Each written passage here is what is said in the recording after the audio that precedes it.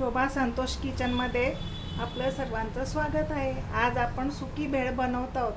त्यासाठी लागणारं साहित्य, आता कशा मुलांना सुट्या आहेत ना, मधल्या वेळेत खाण्यासाठी मुलांना काहीतरी पाहिजे असतं आणि झटपट होणारं पाहिजे असतं, चटपटीत। तर मग आज आपण झटपट आणि चटपटीत अशी भेळ करणार आहोत, सुकी भेळ। हे बघा, ही चुरमुरे घेतलेत आपण। तुम्ही किती व्यक्ती घरात त्याप्रमाणे चुरमुरे घ्यायचे।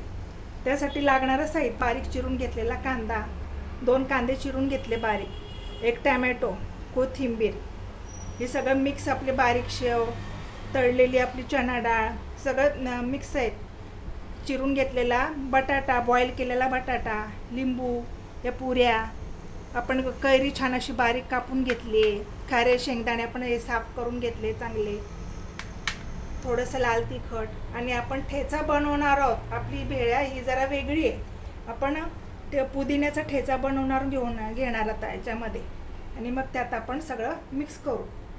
आता अगोदर आपण ह्या मिरच्या पण घेतल्या आहेत, आपण 2 मिरच्या घेतल्या याच्यामध्ये चिरून, थोडासा पुदिना तुम्ही टाकून बघा, याच्यामध्ये पुदिन्याची फ्लेवर एकदम छान लागतो।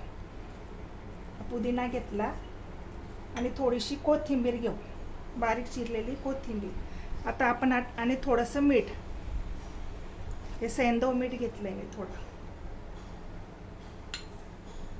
आता आपण हा ठेचा आहे ना, ठेचून घेऊ चांगला।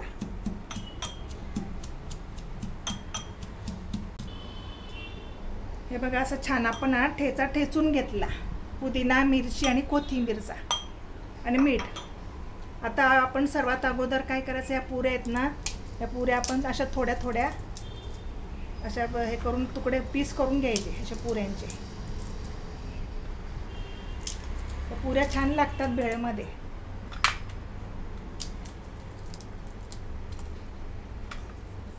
अशा सर्व पुऱ्या आपण अशा चुरा करून घेऊ।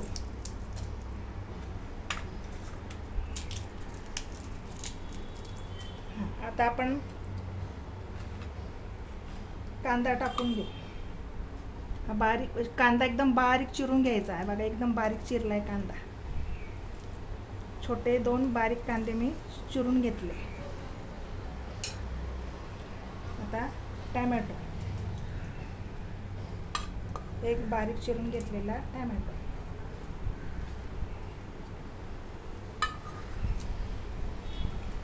आता बॉईल केलेला बटाटा, बटाटा तर पाहिजेच त्यात भेळमध्ये। हे बघा, असा आपण असा बारीक चिरायचा, थोडा किंचित असाच हे करायचा, जास्त पण एकदम बारीक नाही करायचा त्याला, किंचित असं हाताने असे बारीक तुकडे करायचे।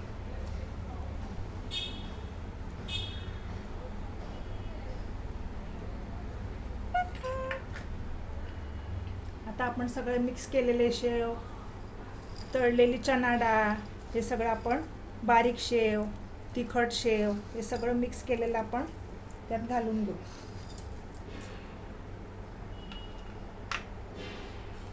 आता कैरी राहिली आपली, अशी छान बारीक चिरून घेतलेली कैरी,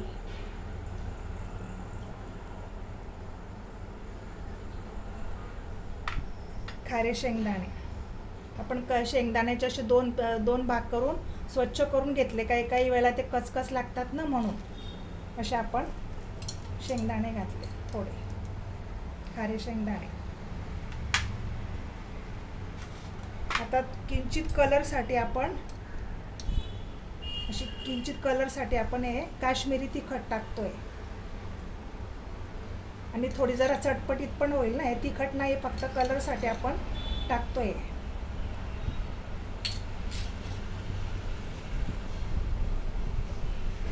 आता आपण हा ठेचून घेतलेला ठेचा, पुदिन्याचा ठेचा, हे बघा, असं छान आपण ठेचून घेतलाय। मिरची, कोथिंबीर, हिरवी मिरची, कोथिंबीर, पुदिना आणि थोडंसं काळं मीठ, हे आपण छान ठेचून घेतलं।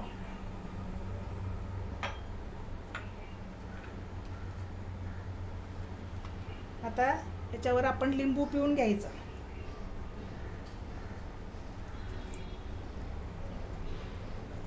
चांगला पूर्ण एक अर्धा लिंबू घेतलंय।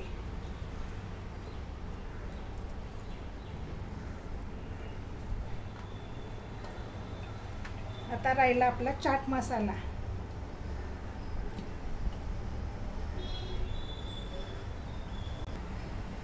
थोडंसं साधं मीठ, मी जे काळं मीठ घातलेलं आहे, हे थोडंसं चवीप्रमाणे साधं मीठ घालते.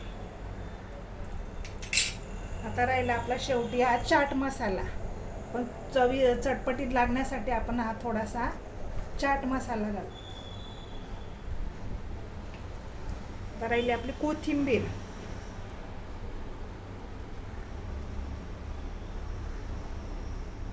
आता आपण हे सगळं छान मिक्स करून घेऊ चमच्याने.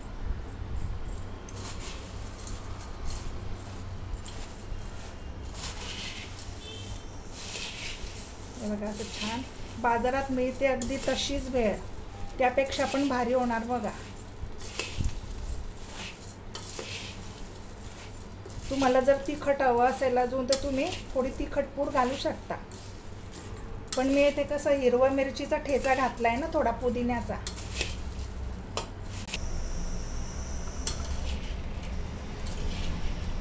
हे बघा झाली आपली, छान मिक्स करून घ्यायची. मिक्स करून झाली आपली भेळ. आता आपण सर्व करून घेऊ.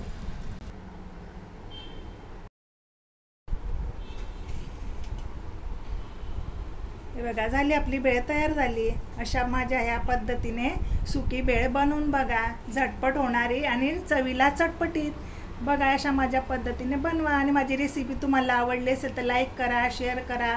नवीन असाल, सबस्क्राईब केलं नसेल अजून तर सबस्क्राईब करा. बेल आयकॉनवर क्लिक करा. थँक्यू.